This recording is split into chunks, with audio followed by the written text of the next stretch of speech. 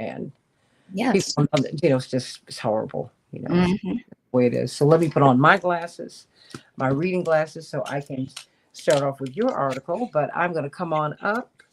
Which article are you starting with? Oh my goodness, your glasses are beautiful. Oh, thank you. I got them like 3 years ago. Peepers, Oh, peepers, okay. Hmm. peepers.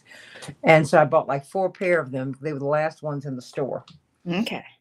But just generally speaking, I want to reintroduce people to the prison industrial complex Hmm. and make the connection between that and ICE, Okay. because people are not Hmm. thinking about that at all. Yeah. So we're going to come up. Okay.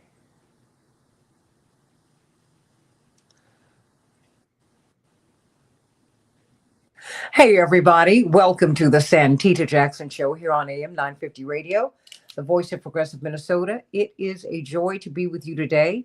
So much is happening in the world. We've been talking about what's been happening in the Middle East. Certainly, our prayers go out to everyone there, but we have a lot of things going on all around the world. We're going to be talking about Sudan in the next few days. There is massive famine going on over there. What's going on there? What's happening in Haiti? What's happening throughout Asia? What's happening throughout the world? There's a lot that's happening throughout the world. Oligarchs are having their play day. They are taking the resources, but people are pushing back. And a lot of things are being revealed. So I want you to remain hopeful. Don't say that these times are crazy, they're so awful. No, a lot of things are being revealed. Things that used to get you called a conspiracy theorist. You're not a conspiracy theorist. you know, what did Reverend Dr. Martin Luther King said? Well, evil men plot, therefore good men must plan. So let's talk about the prison industrial complex. Many of us have had many conversations about it. We know that it exists. But have you connected ICE to that? Have you ever thought that these ICE detention centers, these and migrant detention centers, might be places where private prison corporations are making a lot of money? Did you ever think that the persons who are brought in, who are detained, are actually running the prisons? Did you ever think that many of them might be working for $1 a day so that they can buy the supplies upon which they must live? Toilet tissue, toothpaste. Think about that. Well, that is happening.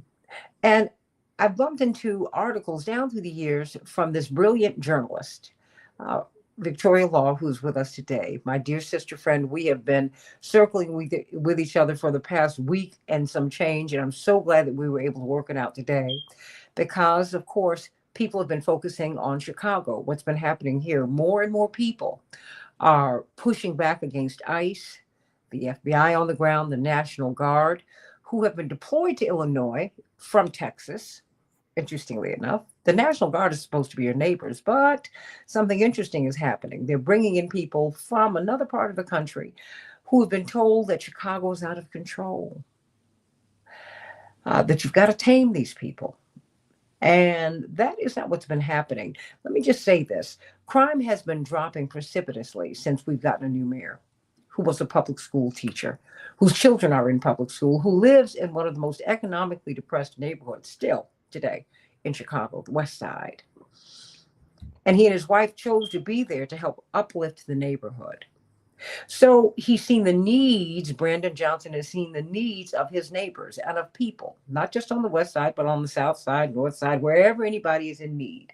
So he started a summer youth employment program, much like one that Marion Barry of Washington, D.C. started 40 years ago, 50 years ago. And you saw a drop in crime. Kids don't get food during the summertime. Well, this last summer they did. You saw mental health facilities open. You can look at local television in Chicago and even cable television, and they are constantly giving you commercials on mental health hotlines and facilities that have been reopened in Chicago.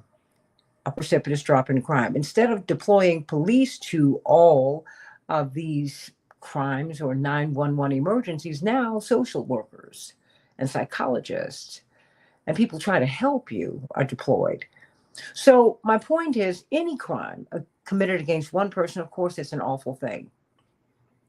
But the fact is, crime has been dropping in Chicago. So there's something else at work here. And what could be in store for Portland? What could be in store once again for Los Angeles? Will Jackson, Mississippi be next? What about Philadelphia? I don't know. I don't know. But what we really do not know is what's happening in these centers once people have been detained. We have no idea. We do know that federal, local, and county elected officials are not allowed in. In fact, a congresswoman was facing indictment and indeed censure, young woman from New Jersey, because she tried to get into the center that was in her district. She said, I need to know what's going on, what's happening here. Couldn't do it. The mayor of Newark arrested, trying to get in to see what was happening in his city. And we can keep going on and on and on and on and on and on. But there is a lot to this ICE, immigration, migrant detention, prison industrial complex. I'm just putting it all in there, Victoria Law, because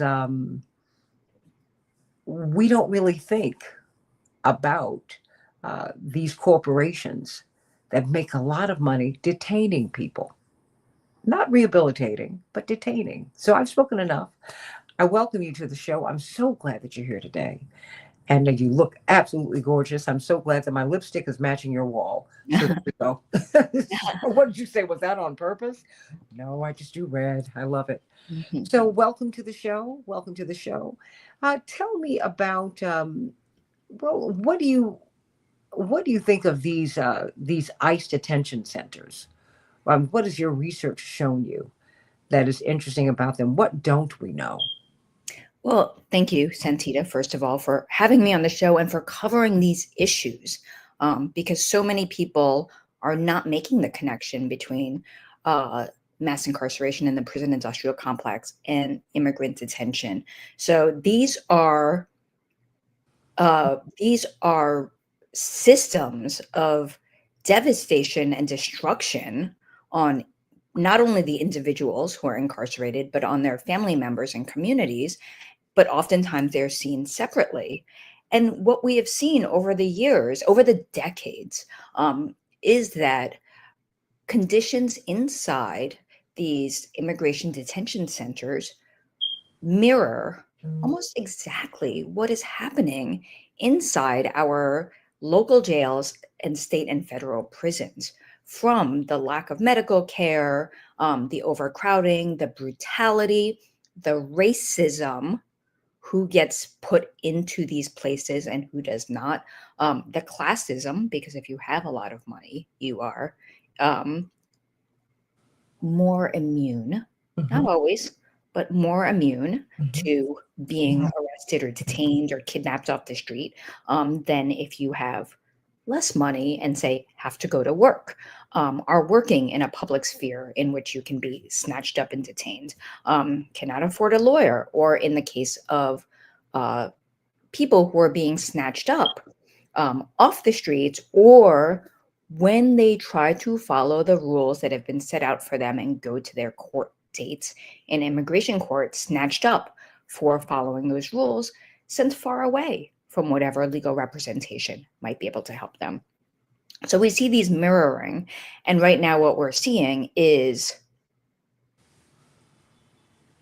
a system that is on steroids, which just, trundles along and snatches people off the street and puts us in a dystopian type of scenario in which people cannot go to work, people cannot go to school, people are afraid to send their children to school, people's doors are being kicked in and knocked down. I mean, this is a terrible and terrifying time for many people to be in, especially people who do not have citizenship status, but also, as we are seeing, people with with citizenship status are also being snatched up, held for fewer numbers of days, but still, who wants to spend any amount of days or hours in these hellholes and then just being let go without an apology, without an anything. Just, oh, you're actually a citizen, which is what this person has been telling us this whole time.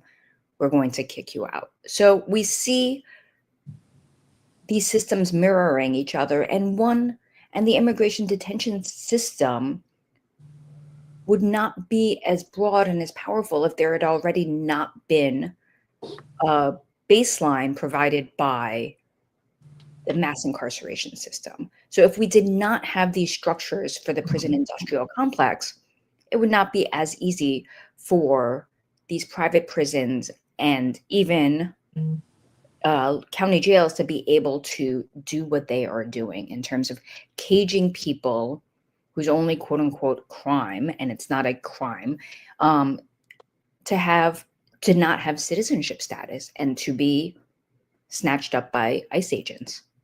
But this has become a growth industry.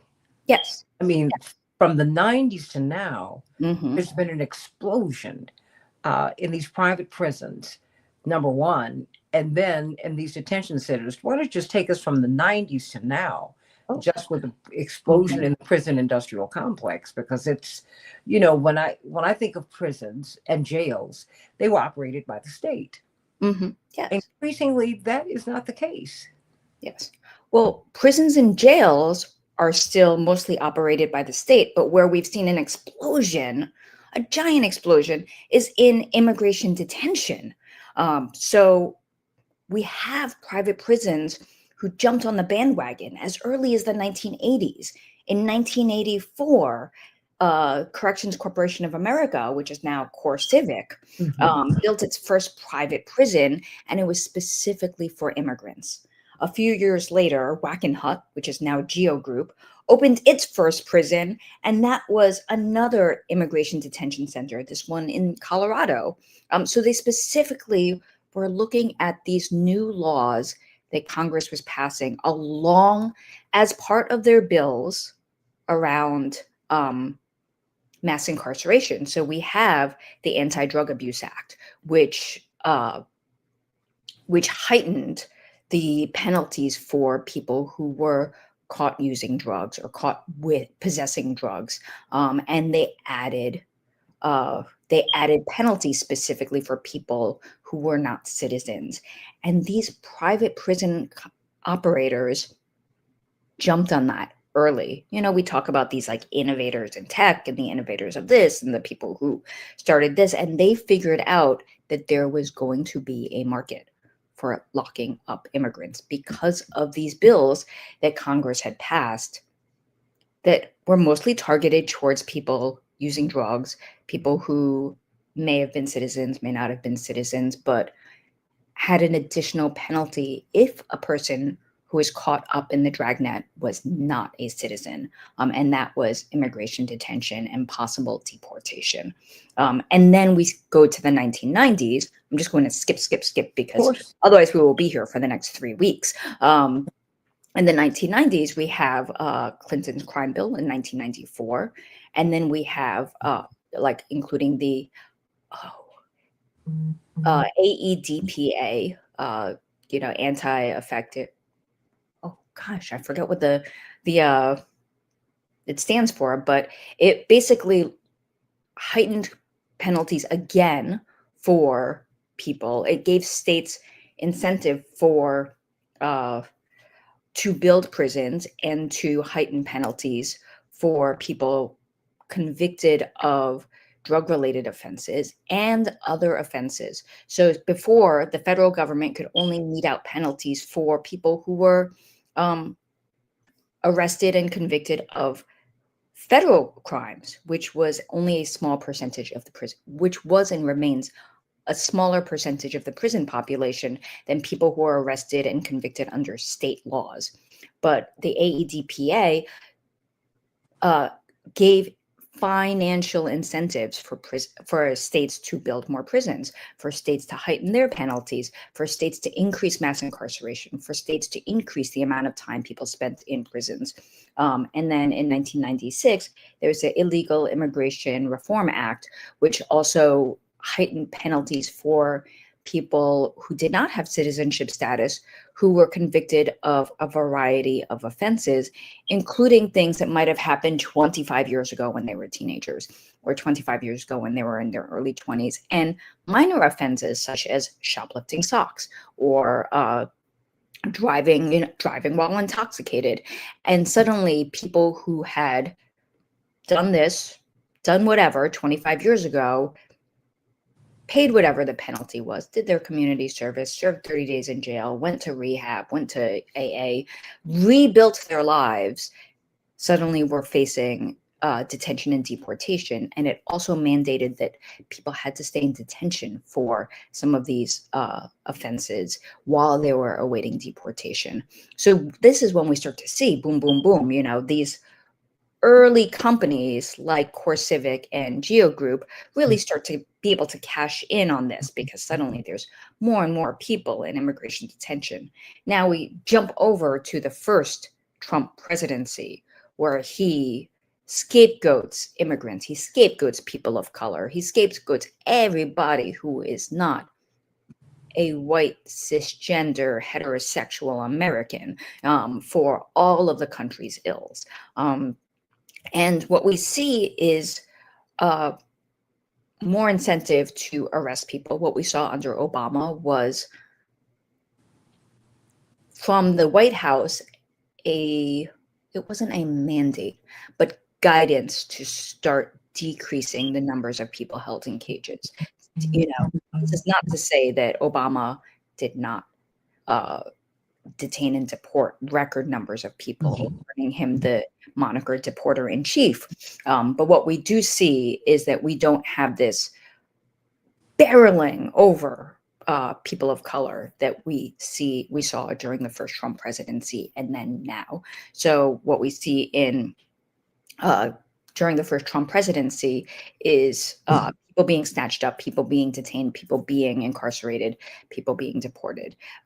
Jump over to this current moment, and what we see is that times a bazillion. You talked earlier about the ice raids on Lakeshore Drive, and the horrifying effects of this is when people are so terrorized. Wait a minute. Let me clarify on the black side of yes, because that's important. North Lakeshore Drive is the white side.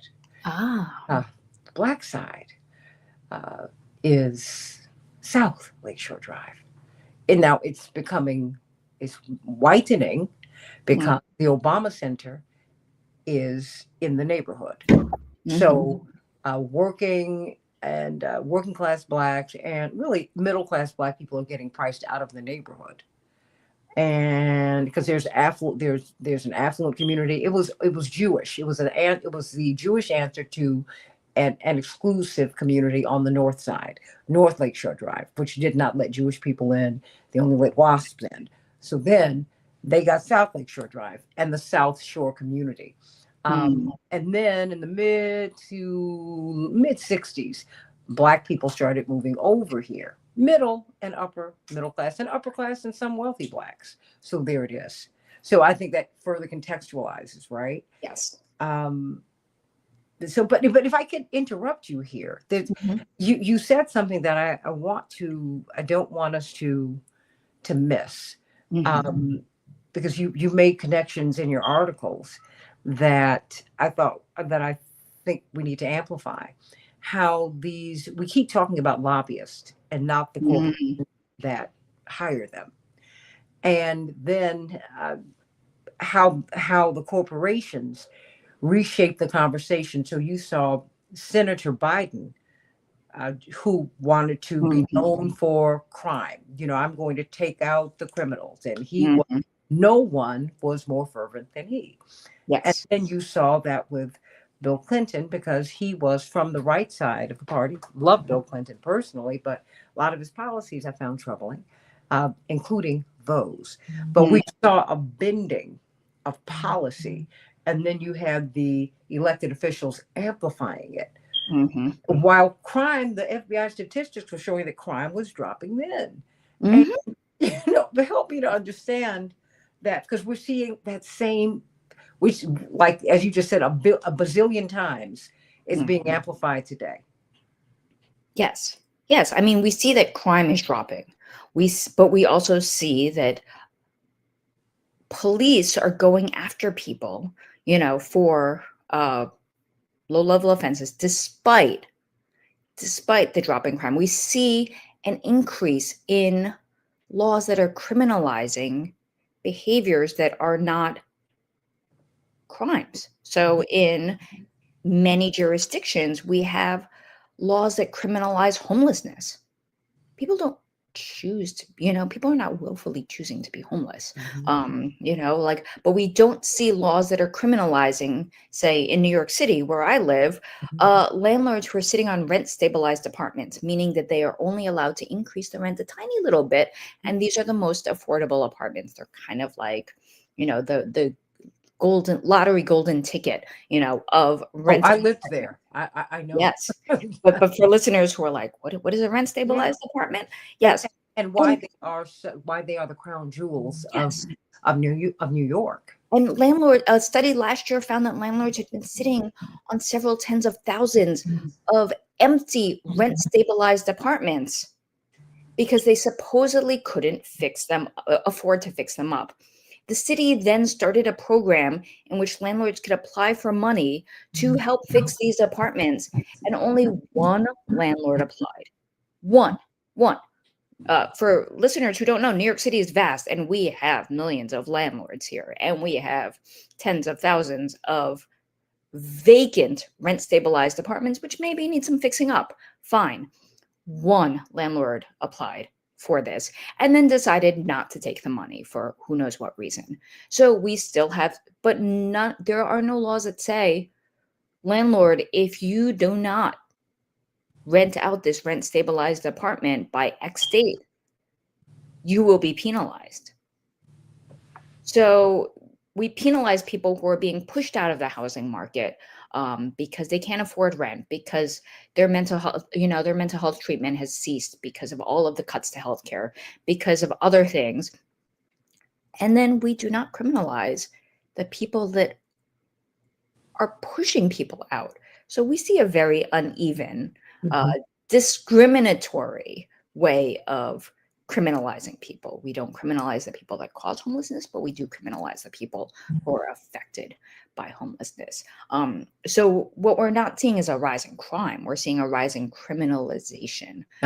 See this also with pregnancy now, as post Dobbs, is that states are criminalizing women who are seeking abortions. We see that they're criminalizing women who are having miscarriages, for women who are saying, hey, my baby is not viable, why should I carry an unviable fetus to term and go through all of the emotions of giving birth to a dead baby and being unable to get the medical services they need. We see doctors being criminalized for trying to provide medical services, which may or may not result in the termination of an unviable or a dangerous pregnancy.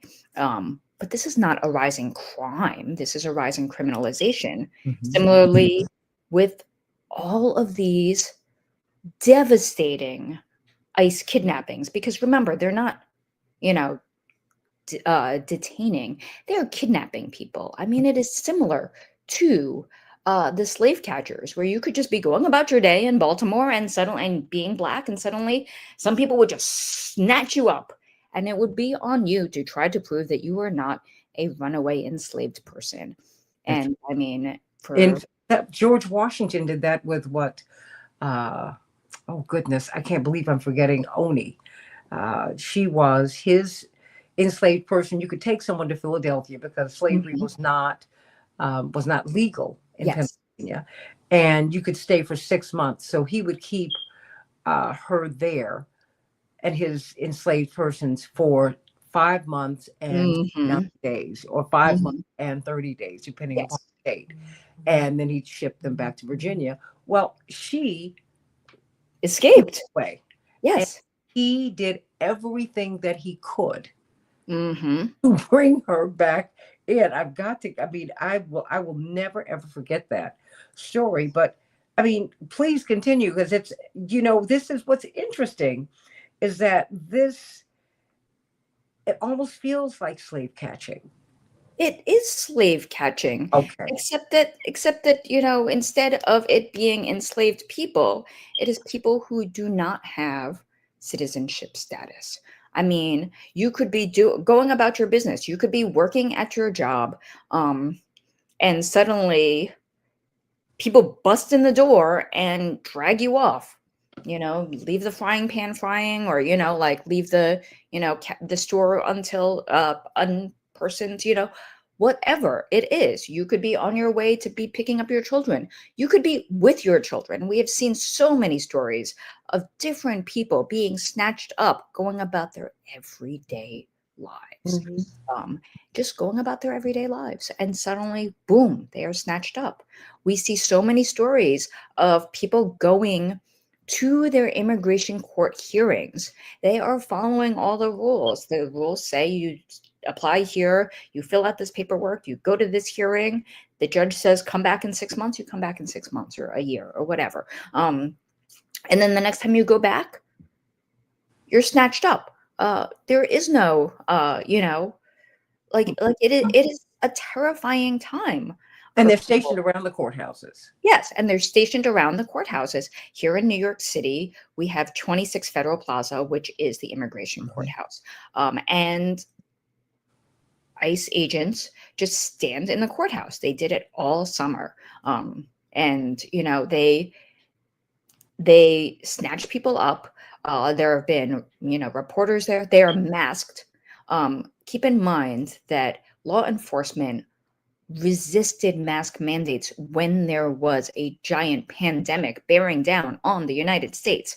Yet suddenly, all of these people have decided to start wearing masks, and they're not doing it for public health. They're doing it to avoid identification. So they're acting like slave catchers, like goons. The slave catchers didn't hide who they were. They were just like, we're slave catchers and we're white people and we're just going to drag these people back in chains to the South, whether or not they are fugitive enslaved people. We're just doing this. And these people know they are doing something morally reprehensible. And so they cover their faces. And then you said, on the lobbying side, we have Joe Biden, who as a congressperson was the co-sponsor for the 1994 crime bill that President Clinton signed into law. We see that, like, again and again, politicians have been the architects of these bills that have built up mass incarceration and have provided the blueprint for other types of incarceration to come up, like immigrant detention. And also what we have to remember is that as part of that, these bills, people who do not have citizenship status, when they are arrested and convicted of crimes and they serve prison sentences, sometimes decades in prison, and they have turned their lives around, done programs, rebuilt communities, whatever they have done, because nobody is the same person they were 25 years ago, we hope. Come out and they are granted parole or they near their release date, and they are really, really happy, only to come out and go from what's called handcuff to handcuff, which is the state or federal prison staff unhandcuff them at the gate, and there are ICE agents waiting to handcuff them again and bring them to immigration detention. So they don't even get to set foot outside in the free world for even a second. And then they're put in the same conditions that they just left, sometimes even worse, because there is no incentive for these ICE detention facilities to offer any sort of programming, rehabilitative things, whatever, because they don't care. The point is not rehabilitation. It is, we're housing people in for the immigration detention centers. More than 90% are run by private corporations. So their motivation is the bottom line, not are we making you a better person. So there are no programs. There's nothing to pass the time. There is just, in many perhaps, detention centers what they call voluntary work programs, which could be Explain working for those. $1 a day.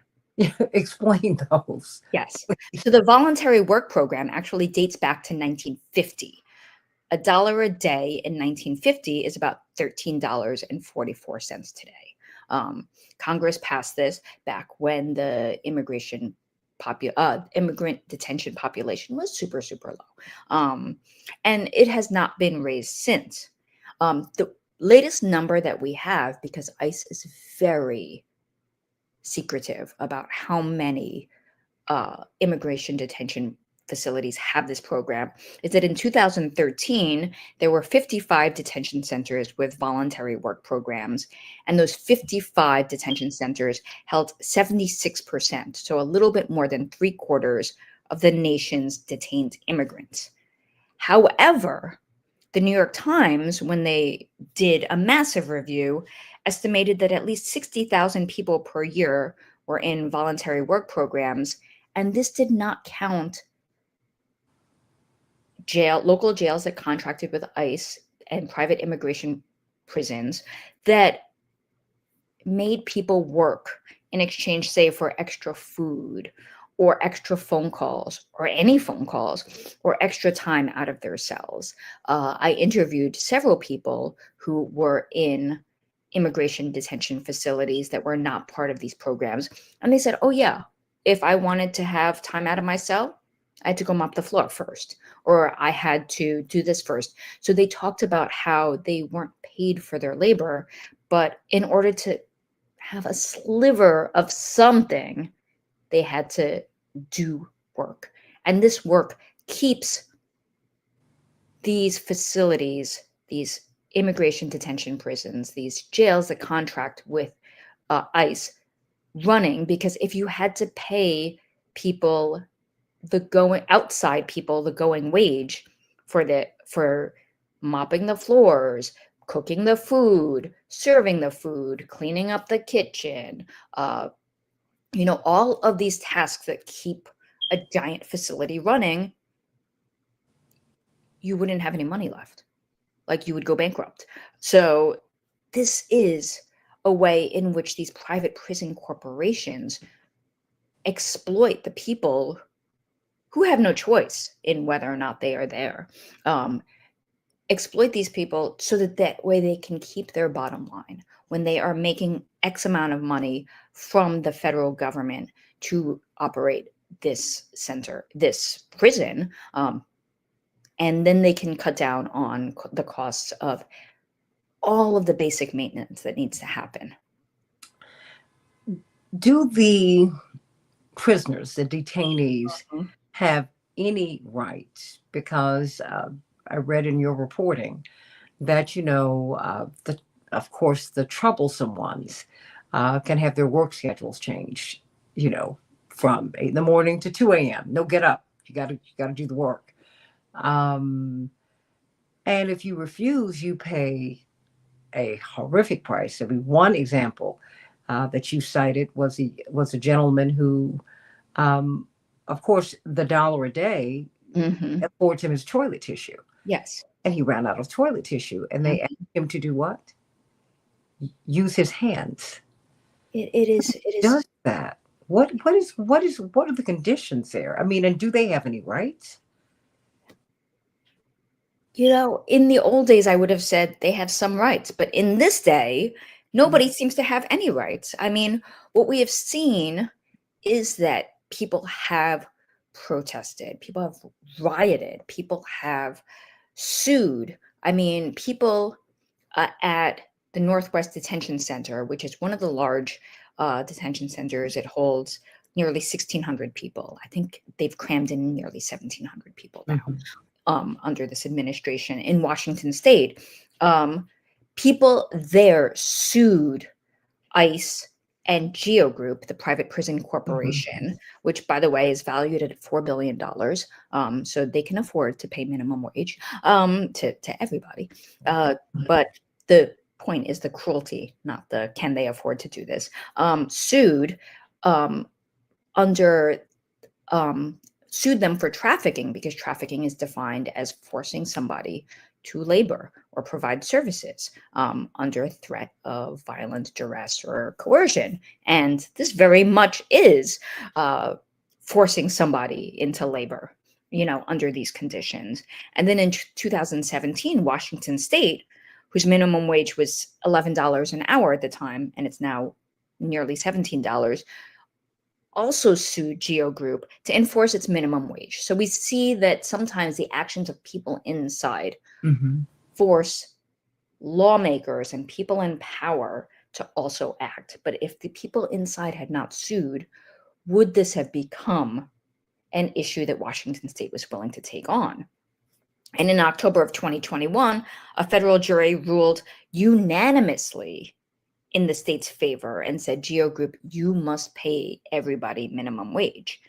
So instead of paying people on the inside minimum wage for cleaning, making food, et cetera, Geo Group brought in contract cleaners from the outside rather than paying the incarcerated people minimum wage. So again, the point is not, can they afford it? Geo Group can definitely afford this because they are getting money from the government, to do this, but they just choose not to. And I think part of this too is if you keep these conditions in detention centers so horrific, not only do they not care, not only is there no incentive to provide even slivers of humanity, people might give up appealing their deportations and just say, you know what, I will sign. Please let me just go outside and see the sunlight. Please let me not be crammed in a dormitory that is chaotic and confusing and sometimes strife with violence, because when you cram this many people in, things are going to happen. When you cram this many people in over long periods of time with no hope, with, the desolation sets in, and desolate and depressed and desperate people do not act at their best. I don't want to paint it as, people behind bars are inherently violent. Things happen, people exploit each other. People have fights. People pick on each other, and this is a petri dish for violence, for depression. We see that people have, tried to kill themselves. We see that people have, terrorized other people. We see that people have been attacked. What we also see is that people come together and resist.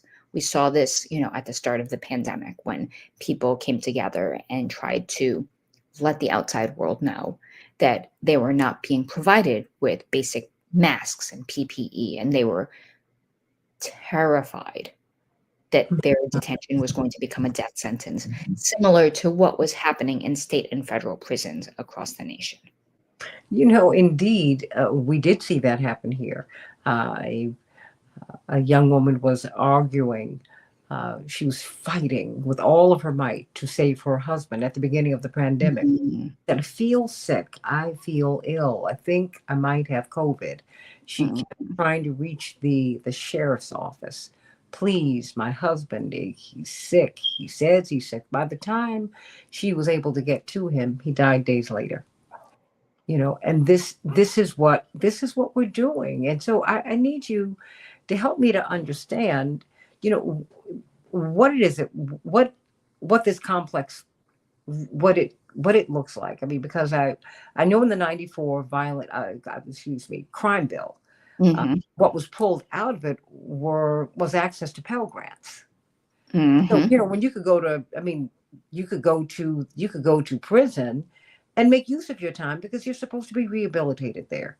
And oftentimes, my father's often said, you get more services in prison than you get outside. It's supposed to be cool in the summertime and warm in the winter. You get 3 square meals a day. I mean, we know that is not exactly true, but many of these people come from such deprived backgrounds, such insecurity, that this might be the first place where they can go. They have access to the library, because many public schools don't have the libraries that they should have. They don't even have pools. Okay, it's terrible. Yes. So help me to understand what is going on when people are taken into these detention centers that our elected officials are not allowed to see. Hmm. I mean, I think that that's telling, Victoria Law. Yes, it is telling that they are not allowing outside oversight. Um, so people who, so our elected officials are supposed to be able to go into these detention centers. They go into the prisons, they go into the jails. We see this, in New York on a regular basis. State officials go in, state legislators go in to the prisons, and they look around and they talk to people and they say, look, what are the conditions here? Both incarcerated people and the people who work there, because the people who work there might also say, hey, when this was a thing, we didn't see as many fights. When Pell Grants provided, and let us be clear, Pell Grants provided 350 college and prison programs, and they took up less than 1/10 of 1% of the annual Pell Grant budget. So there was nobody on the outside who didn't get a Pell Grant because it was going to a college and prison program. So this was a way in which uh, lawmakers, particularly Strom Thurmond, whipped up and manufactured outrage around college and prison programs where previously there had been none. And people who worked in the prisons were like, wait, this keeps people from getting into fights, from getting into mischief. If you are thinking, I want to get into that college program, you are working on your adult basic education skills. You're working on your GED skills. You are working on getting into that college program. And you are not allowed to get into that college program if you are known as somebody who smacks people upside the head with trays all the time in the mess hall. You have to be, on your best behavior to get in that program and stay in that program. And it gives you an incentive to do something more with your life than whatever you had been told when you were outside, that you weren't going to amount to anything, or you didn't have any opportunities, or that's for other people. I mean, we have the example that Malcolm X states in his autobiography of being the brightest child in his class and saying that he wanted to be, I believe it was a lawyer, and the teacher being like, oh no, that's not for you. You can be a carpenter instead. And that really crushing his dream.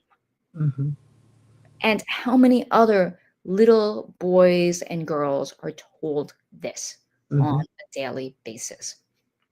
If not explicitly, implicitly, by the lack of opportunities, by what they're seeing their peers and their adults going through. And now we jump over to immigration detention, which again, not more than 90% of people detained in immigration detention are in private prisons or private immigration prisons. And there is no incentive for these corporations to provide any sort of rehabilitative programming. Why should we spend money on a college program when the goal is to deport people? Why should we spend any money on rehabilitation programs if the goal is to deport you? Why should we have any sort of vocational programs? The goal is to deport you. So what we see is, in the idea that what we do is just strip away even the very, very few programs and things that might make prison life bearable in a state or federal prison being taken away once you get through the doors of immigration prison. And at the same time, we see all of the same deleterious conditions, overcrowding, lack of medical care. People are far away from their families. In this case, we have people from New York being detained in Louisiana or other states that are super far from their families, from any community support they might have, from any legal representation they might have had in their home states.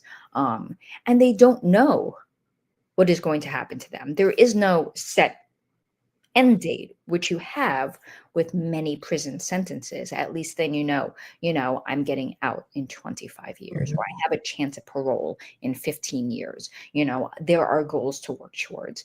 I might not be able to see my little girls, prom, but I can see her college graduation. I might not be able to see, my little boy's, high school graduation, but maybe I can see him, Yeah.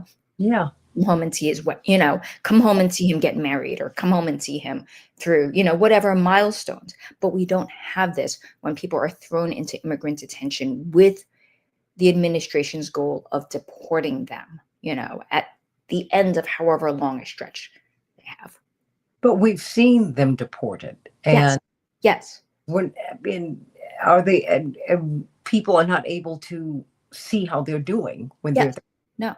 And we've seen people deported to countries that they've never even set foot in, which, again, it's this, turbo speed inhumanity that, none of us actually, I think, at least for, the people that I know and the organizers and the activists that I've spoken to, would have imagined, the utter cruelty is not even the right word, the utter barbarism, the utter disregard of humanity that we're seeing inside. And what we're seeing too is that our lawmakers are continuing this. I mean, Congress allocated $45 billion for new immigration detention centers, in the last budget bill, and $3.5 billion for state and local governments to detain and deport. So what we're seeing is this push towards that. We have a federal government shutdown because this same federal government doesn't want to pay. Some people in this same federal government do not want to pay for health care for people. Like, how much health care could $45 billion give us in the US? I mean, listeners who are, good with numbers can play with this and say, like, how many people could be given free health care or very, very low cost health care so everybody can go to the doctor when necessary? Everybody can get medical care when something creeps up, not when it has become such an emergency that it is untreatable. What could we do with $45 billion? But instead, Congress has allocated this to more exploitation, more devastation, more destruction of communities. And $3.5 billion to incentivize state and local governments to keep doing this. and and the corporations are shaping policy through legislation, and they're shaping the narrative because they also own a stake in corporate media. Yes. Yes. I mean, what we see is private prison companies have already spent tens of millions of dollars in lobbying for these policies that ensnare and entrap and destroy people's lives. And what we also see is that they contribute massive amounts of money. Both Geo Group and Core Civic contributed massive amounts of money to Trump's campaign. They've also contributed massive amounts of money on the state, to other federal lawmakers and to state lawmakers. What we saw is that border czar Tom Homan, was on the payroll for different smaller companies. I mean, and by smaller, I don't mean your mom and pop store on the corner. I mean, these are still giant companies. I mean, USA Upstar, which specializes in building temporary facilities, had Homan on their payroll before he was named border czar. And lo and behold, they have been added to WEXMAC, which is the Worldwide Expeditionary Multiple Award Contract, which funds detention camps on military bases. How is that? How is that possible? Why is there not public outcry to say this is unacceptable? Is too tame of a word, but I'm going to use it right now as a placeholder. This is an unacceptable conflict of interest, to have this person be on payroll, step off the minute he is named border czar, but lo and behold, they are now eligible for all of these contracts to put people in detention camps on military bases. We saw with Alligator Alcatraz, the state of Florida was like, yes, come and put your detained immigrants here in these tents. The alligator Alcatraz costs the state of Florida $218 million, most of which they're hoping to be reimbursed by the federal government for. But what could the state of Florida, which is not known for its, high education standards, which is not known for very many of its benefits for the people who live there, what could they do with $218 million instead of caging? Not even caging, putting them in tents, that blew away with the first hurricane. What could they have done instead with that money if there had not been this push for cruelty over better living conditions for people there? Victoria Law, I've got to have you back on the show because what did you say? We could be here for weeks just talking about an aspect of Mhm. that. Having been said, because there is a revolving door. You see the people who are in the health sector of the government, they go to big pharma. You see the generals, they go into the military industrial complex and Mhm. money there. Then they come back. And so we're on this endless loop with wars. We're on an endless loop with medicines that some work, they don't work, but the big pharma's protecting their space and they're not letting other people in who might have some other things that work. I mean, it just keeps on growing. And it's so corrupt. Mhm. And now we have these detention centers, prisons, Mhm. Yes. that nobody can go into and see. Mhm.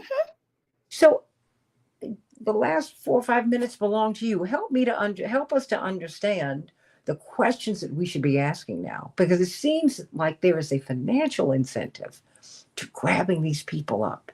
The Justice Department already had private industry using prison labor to make jeans. Mhm. Victoria's Secret. I mean, Mhm. that's been ongoing. I mean, that's not happening right now, but that's what they do. So help us to understand the questions that we need to be asking and what else we should be looking out for as they are snatching people up left and right, and Americans too. Mhm. Yes. I mean, one of the questions we need to ask, or maybe not a question, but a statement, is to say, we can't have these two in isolation. What happens with incarceration, mass incarceration, the local, state, and federal policies also shapes what happens in immigrant detention, right? We wouldn't have this massive buildup of immigrant detention if it was not for the fact that lawmakers, built up such a giant prison complex. And then you could just take that architecture and those blueprints and that same cruelty, and use that when they're, to build up immigration detention, immigrant imprisonment. So we need to understand that. We need to understand that while private prison companies have spent tens of millions of dollars in lobbying and, did now incarcerate more than 90% of people, like they were not the initial driving force.